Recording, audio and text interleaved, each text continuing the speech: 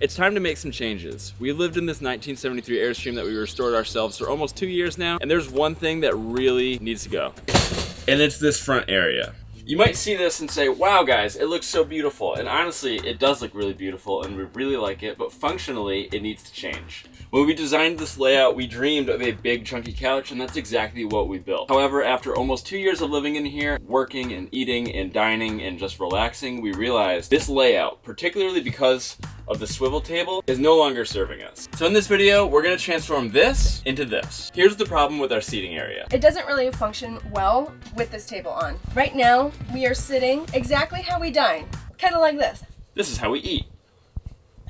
But if we have 2 more people, this seat is unusable. And if we both want to work, I sit here. And I grab our extra table and put it on our second mount. But then the problem becomes we're both working. I want to get up to get a drink. That might be the smoothest it's ever done. I want to get up to get a drink, but there's usually a computer there.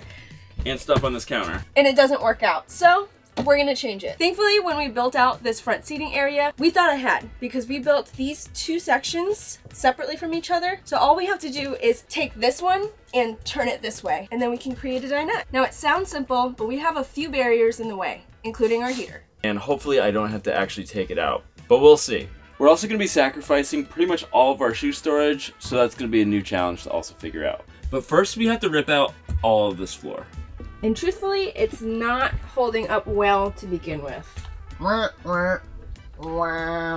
LVP flooring has definitely not held up well with the temperature changes. It's been a while since Matt and I have done a project together. The truck saga was a 100% Matt thing. I helped him out as much as I could, but that was not my forte. Building, love it. So I'm really excited for this project. I'm gonna get into it a little later, but we're also going to be changing these cushions because they suck. They suck. Bye-bye L-shaped couch. Hello, dinette. Alrighty. Step 1 is going to be just removing all of these floor mats and getting access to all the brackets. Because the acoustic composite board that we used for our subfloor doesn't hold screws well, we actually had to through-bolt all of the furniture through the floor, and it's secured under the belly pan. And I'm definitely not going to drop the belly pan to make this change, but I may have to cut a few out. After just under 2 years of living in here full time, our lifestyle kind of changed. We initially planned to travel in the Airstream, but now it's more of a home base. And there are certain things that are just not ideal for that kind of lifestyle. So this is the first project where we're changing something super major in this Airstream.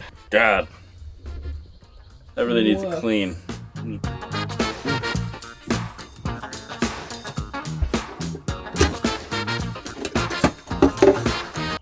Just drilled all over my flashlight.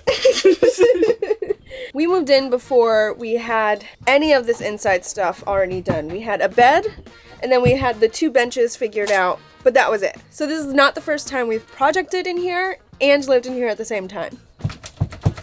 We might have secured. Oh, from the other side? Yeah. Yeah. Oh yeah, I see some screws. Yeah? Yeah, we gotta empty this one out too. Figured. I can take all of it. We could just be in a team, babe. It's been a while since we worked on a physical project together, huh? We might have an issue right here. Oh, well, guess we're redoing this.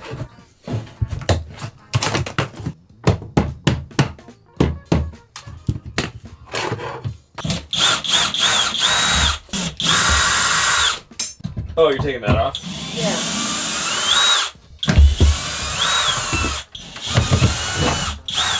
Oh, look at all that crap. Ew. That's a lot of gunk. That's a lot of gunk. Wow. You know what that is? That's just like Nasty. leg dirt. Ew. Leg dirt. Yeah, leg dirt. Kind of got a little bit of a guessing game of where things might be, and I think there's some brad nails just holding this piece together to this, so I'm just gonna cut where I think they might be.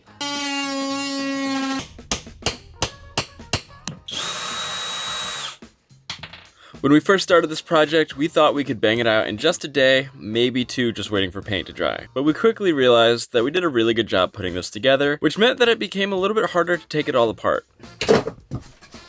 Okay. I personally believe... I know. And you know what? You're probably right. You're probably right, Megan. We're gonna dislodge this. Whew, getting hot in here. Yeah, it is. Getting hot in here. That took a little while. Alright, I'll take some yerb. I was like, oh, I don't need it. It's like, I need it. This is a lifesaver. Only the Enlightenment. Yeah, all the other ones are way too sugary.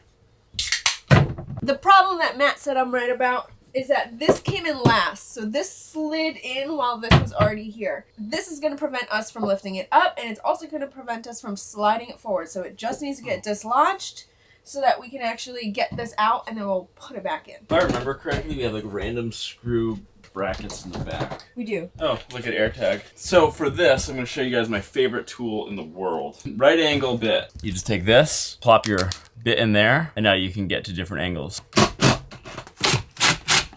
I forgot this was cheap PVC. I thought it was wood. Oh, this better just be worth it. Like, if we just do this and it sucks, or if it like ends up being a huge project, I'm gonna be like, ugh. I think we're gonna like it. Yeah.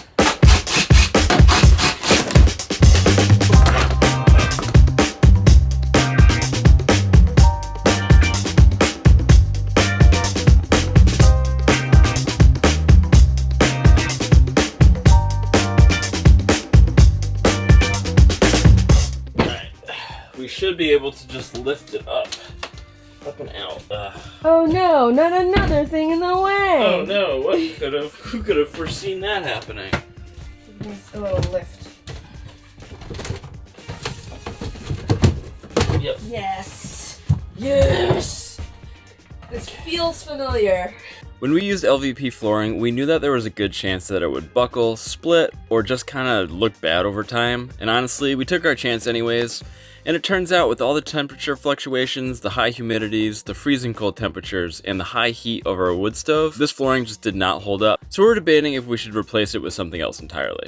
And for our next trick, we're gonna try to move the bench to where we want it. Oh my god, don't tell me you're stuck still. Oh no, there we go.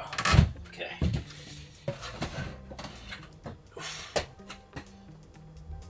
You're doing amazing.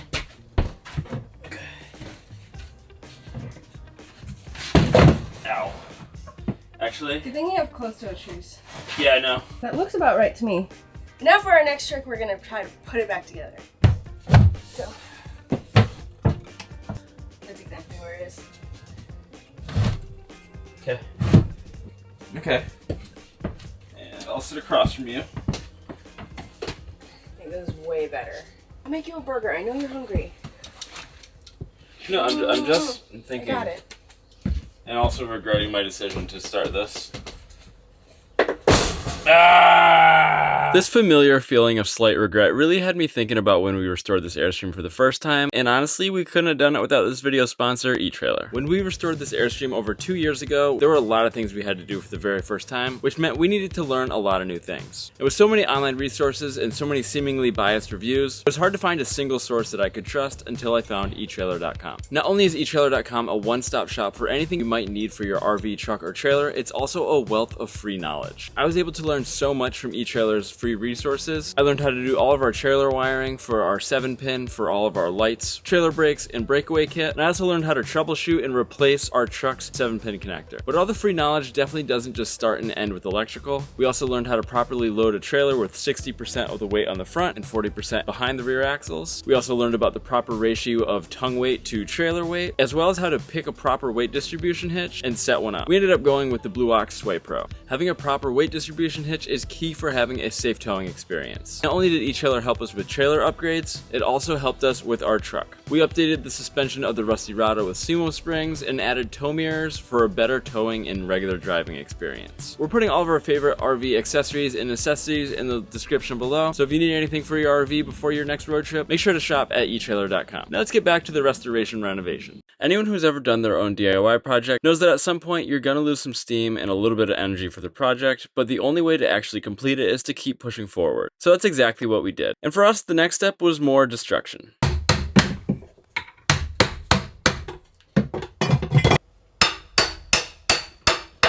That's fixable. I want to be very clear that we decided to do this project because I wanted to sew some new couch cushions, and if we were going to sew some new couch cushions, we might as well change it to the dinette because it's something that we've always been talking about. And then it went to, we got to pull up the floor. We might as well replace the floor because it's been cracking. So I think, yeah, that's the trajectory of things, and sounds normal if you've ever worked on projects like this. It started with cushions. Why didn't we just make some cushions and get some new cushions? Yeah, now we're just doing a major renovation in the middle of our campsite. And now for my next trick, I'll move it right back to where it was. Oh, it's nice having an actual back. Yeah. I feel like these are too tall, though. When I redo them, I want to make them shorter. Yeah. I think that's perfect. And while we were at this phase of the project, we decided to make a few additional changes that we think will also make a big difference. And just remember, guys, when she says she wants cushions, it's never really about the cushions. I'm so stoked that we didn't need to move this heater because that would have been like a monumentally huge project, which would have also involved dropping part of the belly pan, relocating, cut a new hole, all that stuff, but we're good. Hell yeah. Hell yeah. Oh, there's the honey wagon. About to smell like poop in a few minutes. It's gonna be huge. Okay, when you get up, watch your head. Yes. I've already hit my head a few times on this, so it's a learning curve. We're already really loving how the space has changed. And now the next step is to just finish boxing out the trailer wiring, and then we can work on trim, painting, and replacing the flooring. So let's fast forward to tomorrow with an update.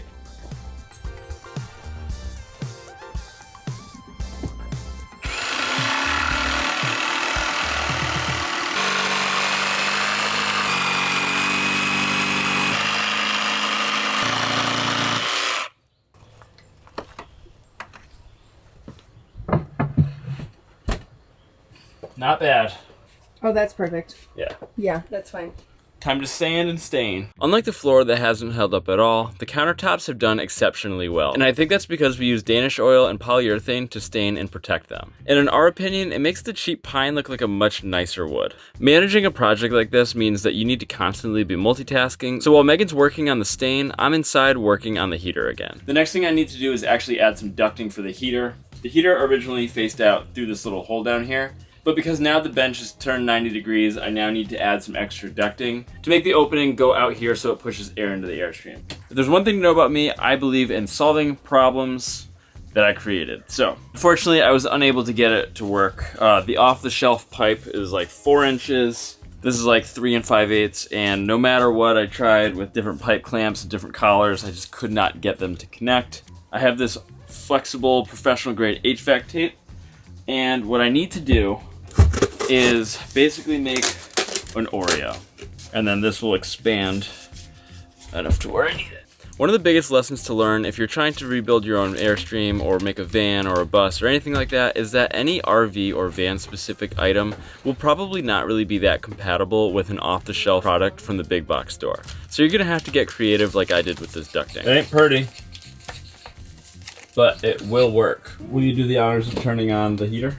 You want me to turn it on right now? Yeah, I want to test this thing. All right, so it's cranking. So this tape is rated for up to 325 degrees Fahrenheit, I believe. This is a dryer duct, so it's heat rated. And then here we go, our outlet. All right, I feel very confident that this is gonna work. Yep, we're hot. Heater's blowing. And I was curious to see how this does. This is 81 degrees here. This is the factory hose. 98 degrees there, the outlet. And then right over here, no, 96. I think no more projects that completely blow up our space. Because this is a nightmare. Bench is moved, heater's done, all of the framing is done. So all we have to do now is, since we are done staining, it takes 3 days to be able to even start the polyurethane process. So next up is making the cushions. Because cushions are a priority over the flooring. I forgot about it.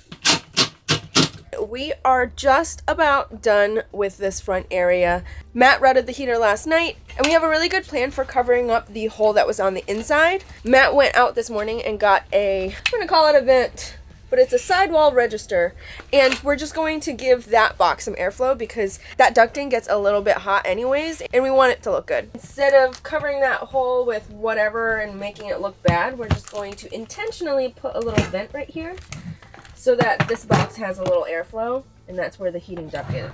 Matt's out there cooking us up some steak and eggs.